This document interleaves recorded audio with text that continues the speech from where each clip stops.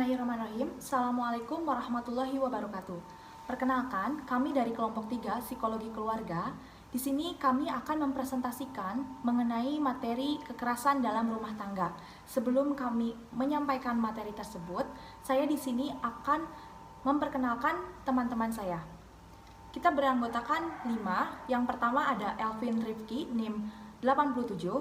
Saya sendiri, Winnie Fujiasuti, NIM 142. Teman saya, Hovifah Selina Apriliana, 159. Umi Latifah, 164. Dan terakhir, Indah Afifah, NIM 180.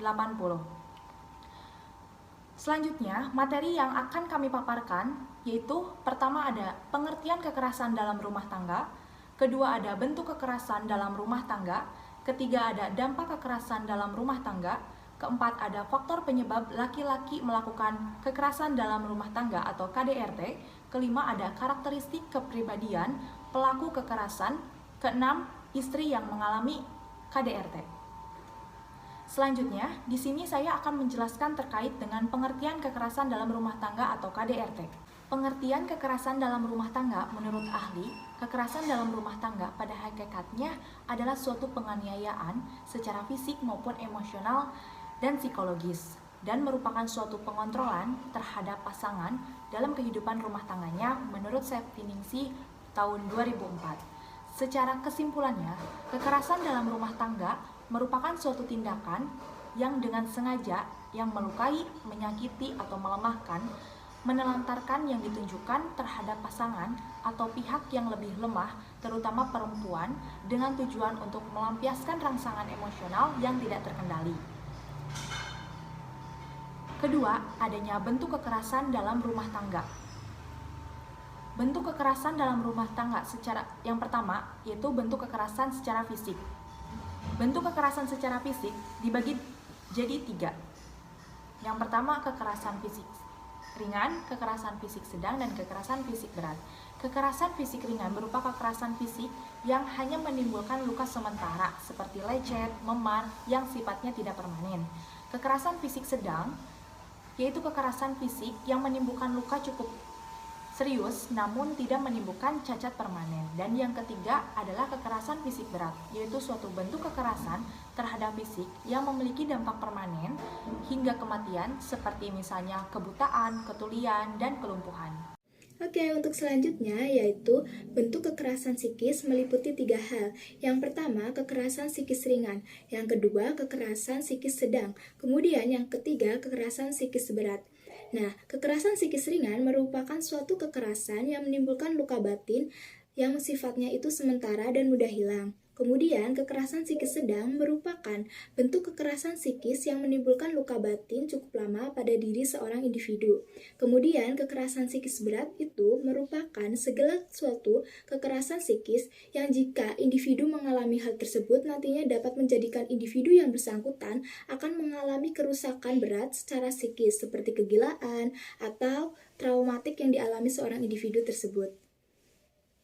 Oke, untuk selanjutnya yaitu bentuk kekerasan seksual meliputi 1. Kekerasan seksual ringan, yang kedua kekerasan seksual secara sedang, yang ketiga kekerasan seksual berat. Nah, yang pertama kekerasan seksual ringan. Apa itu kekerasan seksual ringan? Kekerasan seksual ringan merupakan pelecehan seksual yang memiliki dampak paling minim berupa pelecehan seksual secara verbal, gurauan, siulan, ejekan, dan julukan nonverbal yang bersifat mengejek. Kemudian kekerasan seksual sedang merupakan suatu kekerasan seksual di mana seorang individu yang mengalami telah secara nyata diperlakukan selayaknya partner seksual namun belum terjadi kontak langsung antara kemaluan.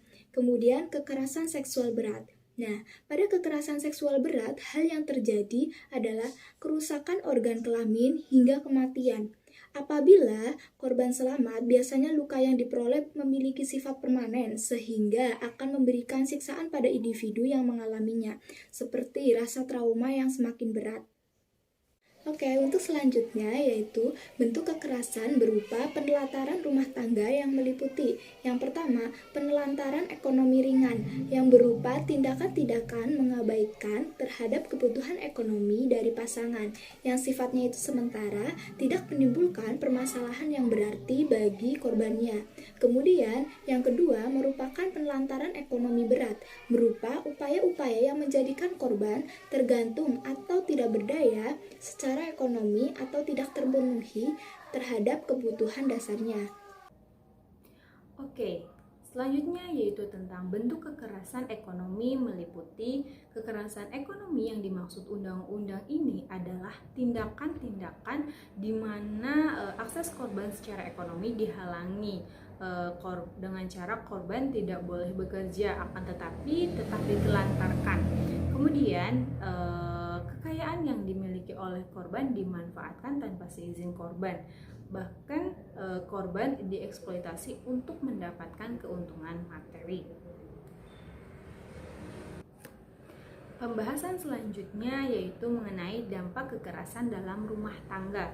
Terdapat beberapa dampak yang terjadi, yaitu yang pertama dampak fisik, meliputi dampak fisik ringan yang terjadi pada korban KDRT seperti lecet, memar, bengkak yang sifatnya hanya sementara dan tidak menimbulkan luka permanen. Kemudian dampak fisik sedang, luka fisik yang dialami oleh individu yang memiliki periode penyembuhan cukup lama menimbulkan penderitaan pada korban, namun tidak bersifat permanen. Kemudian dampak fisik berat. Dampak fisik berat atau luka fisik yang dialami oleh individu yang memiliki dampak sangat tinggi mungkin akan terjadi luka permanen hingga kematian. Kemudian terdapat dampak seksual, meliputi dampak seksual ringan yang merupakan suatu keadaan di mana korban hanya mengalami ketidaknyamanan dalam melakukan hubungan seksual. Sifatnya hanya sementara dan tidak berbahaya. Kemudian, dampak seksual sedang merupakan suatu keadaan di mana individu yang mengalaminya hanya mengalami luka, rasa sakit yang tidak menimbulkan dampak permanen pada diri individu. Kemudian dampak seksual berat merupakan suatu keadaan di mana individu yang mengalaminya akan merasakan rasa sakit, luka yang menimbulkan resiko permanen hingga kematian. Baik, selanjutnya akan dibahas oleh Saudari Indah Afifah. Dampak kekerasan dalam rumah tangga yang berikutnya yaitu dampak dari penelantaran yang meliputi terpaksa masuk ke dunia pelacuran, besar kemungkinan melakukan pencurian, serta merampas hak milik orang lain. Kemudian ada dampak bagi anak. Anak yang kerap menyaksikan pertengkaran kedua orang tuanya umumnya akan memiliki kemungkinan mengalami trauma, relasi yang kurang baik dengan lingkungan sekitar karena mencontoh apa yang dilakukan orang tuanya. Kemudian poin yang selanjutnya, faktor penyebab laki-laki cenderung melakukan KDRT ini dalam Septiningsih 2004, yaitu karena masyarakat sudah mendapatkan konstruksi pembelajaran gender yang timpang antara laki-laki dan perempuan secara sosial yang berakibat pada pertama, laki-laki secara fisik lebih kuat sehingga tingkat agresivitasnya lebih tinggi dibandingkan perempuan. Kemudian, budaya masyarakat menempatkan dominasi laki-laki di atas perempuan. Kemudian, perempuan dibesarkan dan diasosiasikan untuk bersikap menerima perlakuan dari orang tempat di mana perempuan berlindung atau suami. Kemudian, poin yang selanjutnya, karakteristik kepribadian pelaku kekerasan dan pasangannya atau objek kekerasan. Pada karakteristik pelaku kekerasan cenderung temperamental yang sangat tinggi, kecenderungan yang tidak wajar, memiliki kecanduan cinta, takut ditinggalkan pasangan, serta memiliki masa lalu yang traumatis. Sedangkan karakteristik pada objek kekerasan yaitu memiliki kebutuhan akan cinta dan perhatian, memiliki harga diri yang rendah dan persepsi negatif, ketergantungan pada cinta dan perhatian, ingin selalu dibutuhkan, dan adanya validasi tentang identitasnya. Berdasarkan dari Abusive Relationship oleh Yasinta tahun 2001. Kemudian poin yang selanjutnya akan dibacakan oleh Mas Alvin. Saya akan menambahkan materi, yaitu gambaran mengenai istri yang mengalami tindakan KDRT sebagai berikut. Pertama, hambatan dalam pemerolehan kebahagiaan. Kedua, gejala patologis pada kepribadian. Ketiga, cacatan atau trauma secara fisik. Keempat, perasaan rendah diri. 5, kehilangan makna hidup. Lalu ada penjagaan kekerasan dalam rumah tangga. Antara lain, 1. Keluarga wajib mengamalkan ajaran agama. 2. Harus dikembangkan komunikasi timbal balik antar suami, istri, dan anak-anak. 3. Istri wajib mendidik anak sejak kecil. Kalau marah jangan memukul dan berkata kasar. 4. Jika ada masalah harus diselesaikan dengan dialog dan kepala dingin. Yang kelima, jika terjadi pertentangan serius, salah satu atau keduanya harus meminta kepada orang yang dituakan untuk memediasi. Lalu ada penanganan kekerasan dalam rumah tangga. Antara lain, 1. Istri dan suami melakukan dialog. Keduanya mencari solusi untuk memecahkan masalah. Kedua, selesaikan masalah KDRT dengan kepala dingin dan diskusikan dengan keduanya. Yang ketiga, lapor kepada keluarga yang dapat bisa memberi jalan keluar penyelesaian masalah KDRT. 4.